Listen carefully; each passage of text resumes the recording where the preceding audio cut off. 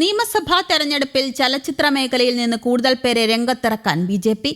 ഒറ്റപ്പാലത്തെ സംവിധായകനും നടനുമായ മേജർ രവിയും തൃപ്പൂണിത്തുറയിൽ നടി ശ്വേതാ മേനോനും സ്ഥാനാർത്ഥിയാകുമെന്നാണ് റിപ്പോർട്ടുകൾ. മോദിയുടെ കൊച്ചി സന്ദർശനത്തിൽ നടിയുടെ പാർട്ടി പ്രവേശനം ഉണ്ടാകുമെന്നാണ് ബി.ജെ.പി. വൃത്തങ്ങൾ നൽകുന്ന സൂചന. ഇരുവരും സ്ഥാനാർത്ഥികളാകുന്നത് വലിയ ഗുണം ചെയ്യുമെന്നും പ്രവർത്തകർക്ക് ആത്മവിശ്വാസം പകരുമെന്നാണ് ബി.ജെ.പിയുടെ കണക്കുകൂട്ടൽ.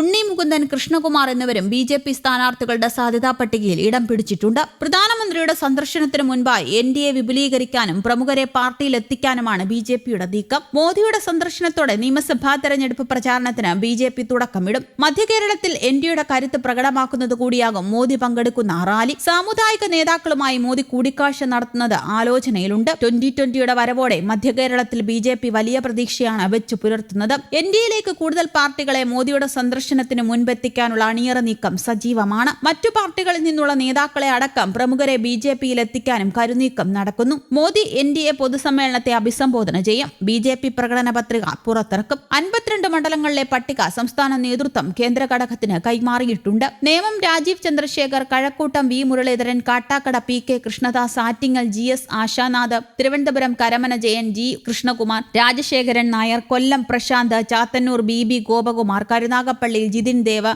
Kottarakkara R Reshmi, Pathanapuram Akhil Marar, Thiruvalla Anoop Antony, Aranmula Kummanam Rajasekharan, M T. Ramesh, Chengannur Sandeep Vachaspathi, M V. Gopakumar, Manjeshwaram K. Surendran, Kozhikode north Navya Haridas, Shoranur Shankutty Das, Malampuzha C. Krishnakumar, Pala Shone George, Kanjirappally കേന്ദ്രമന്ത്രി ജോർജ് കുര്യൻ, കൊടുങ്ങല്ലൂർ ബി. ഗോപാലകൃഷ്ണൻ, തലശ്ശേരി യുവമോർച്ച പ്രഭാരി ഒ. നിതീഷ് തുടങ്ങിയവർ കേന്ദ്ര ഘടകത്തിന് കൈമാറിയ പട്ടികയിൽ ഉൾപ്പെട്ടിട്ടുണ്ട്. അതിനിടെ വ്യാഴാഴ്ച പാലക്കാടെത്തിയ ശോഭാ സുരേന്ദ്രൻ അനൗപചാരികമായി പ്രവർത്തനം ആരംഭിച്ചു. RSSലെ മുതിർന്ന നേതാക്കളുമായി ശോഭാ സുരേന്ദ്രൻ കൂടിക്കാഴ്ച നടത്തുകയും ചെയ്തു. മുൻ സംസ്ഥാന പ്രസിഡന്റ് കെ. സുരേന്ദ്രൻ മഞ്ചേശ്വരം മണ്ഡലത്തിൽ ഇതിനോടകം പ്രവർത്തനങ്ങൾ ആരംഭിച്ചിട്ടുണ്ട്. സംസ്ഥാന വൈസ് പ്രസിഡന്റ് സി. കൃഷ്ണകുമാർ മലമ്പുഴയിലും സജീവമാണ്. തദ്ദേശ സ്വയംഭരണ സ്ഥാപനങ്ങളിലേക്കുള്ള തെരഞ്ഞെടുപ്പിൽ ബി.ജെ.പിക്ക് 45,000-ലധികം വോട്ടുകൾ ലഭിച്ച മണ്ഡലങ്ങളാണ് ഇവ.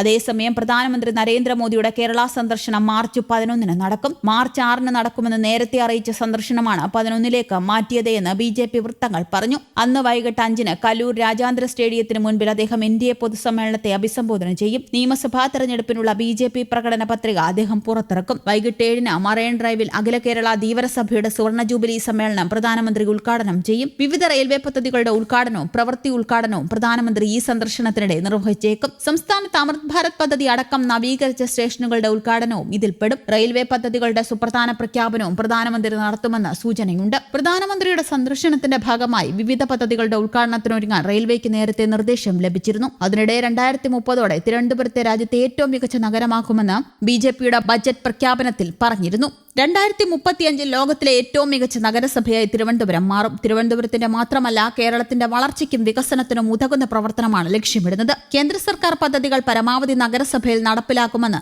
നഗരസഭയുടെ ബജറ്റ് പ്രഖ്യാപനത്തിൽ വി രാജേഷ് പറഞ്ഞിരുന്നു. ജനങ്ങളെയും ജനക്ഷേമ പദ്ധതികളെയും മറന്നുകൊണ്ട് പുരസ്കാരങ്ങൾ മാത്രം ലക്ഷ്യം വെച്ചുള്ള പ്രവർത്തനങ്ങൾ ഒരു നഗരസഭയ്ക്കും ഒരിക്കലും അഭിലഷണീയമല്ല. ജനങ്ങളുടെ മനസ്സിൽ സ്ഥാനം നേടുക എന്നത് ഏത് പുരസ്കാരത്തെക്കാളും വലുതാണ്. അനവധി പുരസ്കാരങ്ങൾ നേടിയിട്ട് ജനമനസ്സുകളിൽ സ്ഥാനമില്ലാതെ വരുന്ന അവസ്ഥ വൃത്തിയെ ഭയാനകമാണെന്നും മാറാത്തതിനി മാറുമെന്ന മുദ്രാവാക്യം ഏറ്റെടുത്ത ജനതയ്ക്ക് വികസിത തിരുവനന്തപുരം സമ്മാനിക്കുമെന്ന് ഡെപ്യൂട്ടി മേയറും ബജറ്റ് പ്രഖ്യാപനത്തിൽ പറഞ്ഞിരുന്നു. News desk Kerala Kaumudi.